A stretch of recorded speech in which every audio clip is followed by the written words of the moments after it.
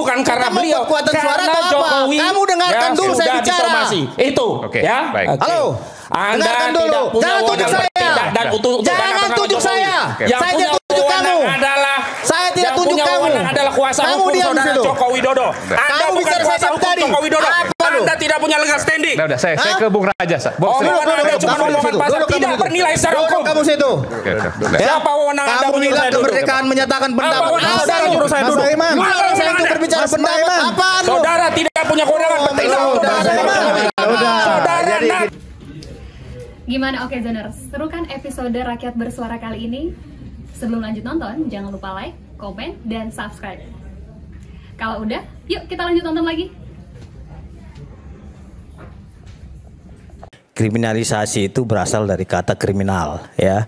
Jadi kriminal itu siapa? Kita lihat dulu. Seseorang yang dituduh ya melakukan perbuatan kejahatan ataupun tindak pidana, ya.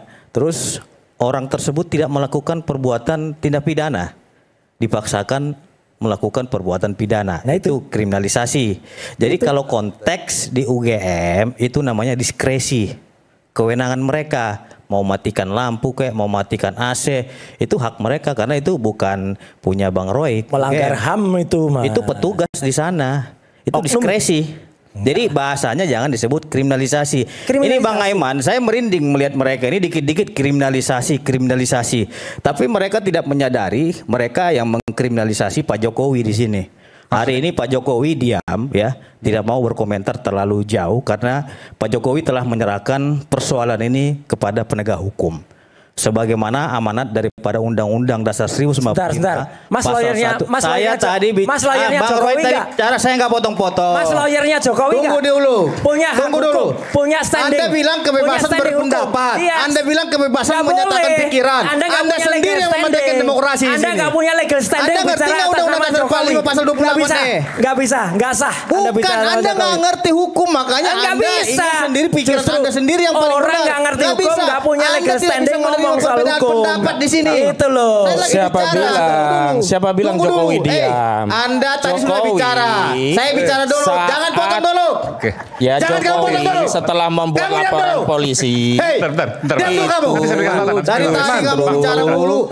Membuat statement publik nanti saya beri kesempatan yang menyatakan ada orang besar di balik jasa palsu. Itu yang pertama. Yang kedua, nanti dia menyatakan ada ya. Ini tadi dia saya bicara dia nggak terima. Balik itu melalui saya bicara dia potong. Nanti gitu. Jadi maksud tadi menjawab. Jadi artinya nggak diam juga. Mungkin Jokowi diam setelah kami kirimkan somasi kepada saudara Jokowi. Sehingga sejak somasi kami kirimkan sampai hari ini Jokowi tidak pernah bicara sekalipun di hadapan media. Jadi kalau Jokowi takut dengan somasi kami, ya nggak apa-apa. Jadi bukan karena beliau, karena Jokowi. Kamu dengarkan dulu saya bicara.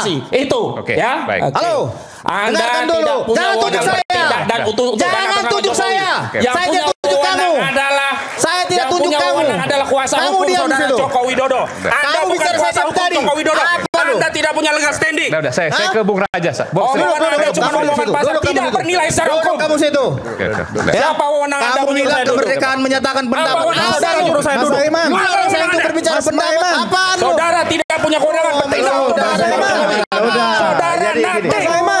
kapan giliranku ini? Ya, diam dulu. Bang Sri. Kapan giliran saya bicara? Kamu dengarkan dulu. Bang Sri, Kamu bicara nggak? sekarang Bang Sri. Bang Sri sekarang Bang Sri. Nih, cocoknya pakai topeng nih. Halo. Kalau Jokowi punya kuasa hukum seperti ini memalukan. Cocoknya pakai topeng nih lawan mereka gitu. Bung Aiman, saya kapan bisa bicara? Ya, silakan. Nanti Bang. Nanti, oke. Silakan. Itu cocoknya karena lu nggak mau dengerin orang lain. Ketika tadi saya diminta untuk menyikapi soal terjadinya pemadaman lampu, pembatasan mereka yang datang. Saya pikir saya nggak melihat dari sisi hukum lah. Entah itu kriminalisasi apa. Ini adalah pembatasan buat ruang publik untuk berbicara, untuk kebebasan berbicara. Ini adalah sebuah pelanggaran terhadap demokrasi. Kalau saya yang mantan tentara saja bisa bicara demokrasi, masa penegak hukum? Iya, saya berbicara tadi dilarang-larang, Pak. Gimana? Siapa? Saya tadi bicara di bukan saya yang larang kan? Iya, ya.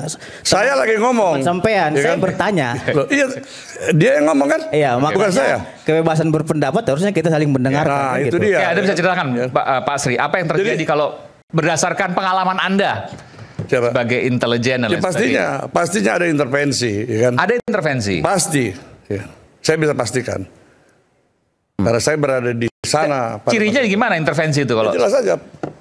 Membatasi orang untuk melakukan kumpul-kumpul yang sudah ada izin, yang resmi, karena ini ada kepentingan, kekuasaan.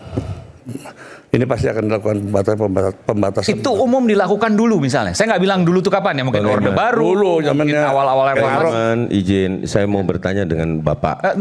Nanti saya berkata. Saya mau gali dulu.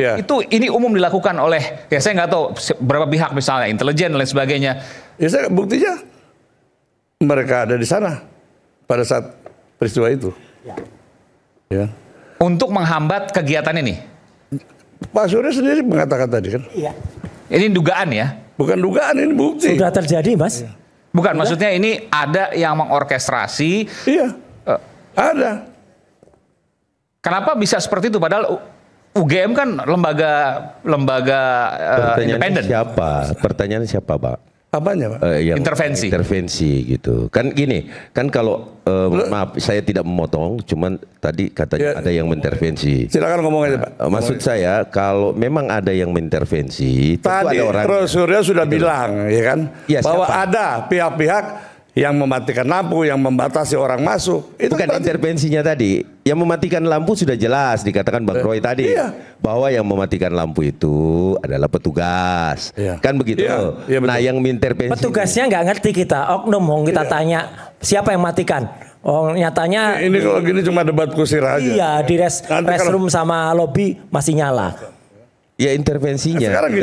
Intervensinya Ini Pak? acara apa namanya bedah buku atau apa resmi biar tidak biasa resmi gitu, ini acara biasa tapi kenapa terjadi perlakuan seperti itu gitu loh sekarang apa namanya ya itu asumsi Bapak saja. Siapa bilang? Kalau saya bilang loh, kenapa Bapak tidak bisa membuktikan juga ini buktinya iya maksudnya siapa yang mematikan lampu dan mengintervensi bukan soal matikan lampu gitu bukan soal siapa buktinya lampu mati ini sendiri Pak Surya sendiri mengatakan iya maksudnya kan Bapak tadi menyatakan Anda jangan berbicara ada yang mengintervensi jelas nah siapa jelas ini adalah kubu Jokowi ya udah fitnah itu kubu Jokowi. Kubu Jokowi saya dong kubu Jokowi. Saya aja nggak kenal rektor gimana? Halo Pak Rektor matikan lampu.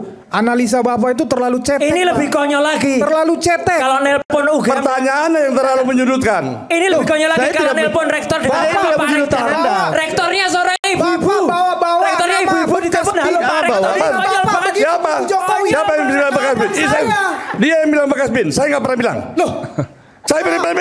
Nggak bilang. Tadi Bapak bilang. Kapan? Tadi Bapak bilang saya bekas bin. Apa yang ngomong? Bukan, ini yang ngomong. Kolonel Purnawirawan pernah tugas di bin, Pak. Saya bukan begini loh. Nggak apa-apa pernah tugas di bin kan? Aiman mengatakan saya bekas bin. Saya masyarakat biasa, Pak. Oh iya sekarang. Anda salah kalau ngomong begitu. Pasal 26 Undang-Undang bin kan tahu kan, Pak? Jelas lah. Pasal 26 Undang-Undang bin ngerti kan, Pak? Saya memang bekas kerja di bin. Iya ini di Loh, tapi kan saya sekarang bilang masyarakat biasa tidak ada kaitan dengan bin. Harusnya Bapak koreksi di situ biar publik ini tahu. Biar cara berpikirnya tadi saya Bapak bilang itu bukan sebagai bekas bin di sini. Pak Aiman yang bilang. Saya katakan saya masyarakat biasa. Bukan di flyer itu Bapak bekas bin. Siapa yang siapa yang masang di situ? Saya juga nggak tahu. Protes dong. Saya nggak tahu di mana tempatnya. Ditonton banyak orang. Seolah-olah Bapak menyampaikan. Oh sorry aja Pak. Analisa Bapak padahal analisa Bapak cetek. Anda yang cetek. Gampang banget intervensi Anda bilang kubu Jokowi. Lah ini kubu Jokowi Jokowi semua. Ya kenapa? Salah satu contoh Makanya saya bilang cetek. Gak ngerti rektor UGM itu Ini saya mau tanggapi dulu. Rektor itu saya mau kita tanggapi. berikan dulu, kita beri sebentar Bang Roy. Kita kasih kesempatan dulu Bang Freddy ngomong bahwa apa yang disampaikan ke publik biar kita tidak salah paham mulai dari mereka ini pembohong-pembohong semua ini. Oh, kok bisa kamu? Kenapa saya bilang pembohong? Gak ngerti. Sesuatu yang sangat sederhana aja gak ngerti. Kenapa saya bilang pembohong? Karena ya apa? UGM sudah melakukan klarifikasi. Kamu mahasiswa UGM bukan? Iya, saya mahasiswa UGM. Saya malu satu alumni dengan saya. UGM, ya? Saya malu satu alumni dengan Anda. Yang malu. Saya malu satu alumni dengan Anda. Mana? Kamu fakultas mana? Saya malu satu alumni dengan Anda. Karena hanya Anda merusak UGM. Fakultas mana? Anda Roy Tifa merusak UGM. Anda bawa-bawa UGM itu ke dalam politik. Anda bawa-bawa ke UGM itu ke dalam politik. Anda bikin malu. Apalagi kalau tidak bisa mencerna dengan cermat. Jangan lupa cangkir kopi nikmat yang hangat untuk menemani kebersamaan dalam Rakyat Bersuara. Kami akan segera kembali. Tetaplah bersama kami di Rakyat Bersuara.